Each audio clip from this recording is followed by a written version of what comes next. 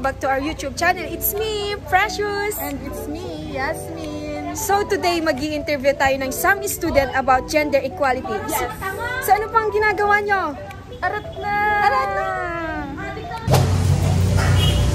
Hello, Miss Cyril. So for you, what is gender equality? Gender equality means having the same chances to work, to study, and to live freely without being judged by anyone. So thank you, Miss Cyril. Good afternoon, Mr. AJ. So for you, what is gender equality important? For me, gender equality is important because it is a fundamental of our human rights. When we say fundamental, kasi it's play a big part of a human rights. Just for instance, every person, regardless of their genders, has equal opportunities, equal pay, equal work, equal acceptance in this society.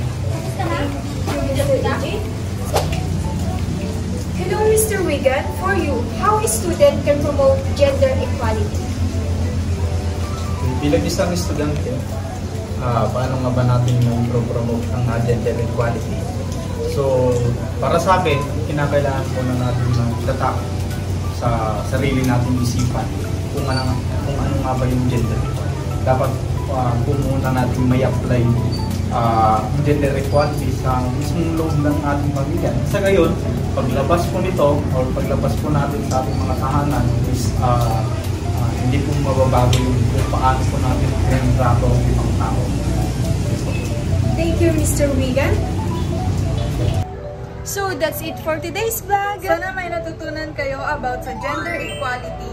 And don't forget to like, Share, and subscribe to our YouTube channel. See you in our next vlog.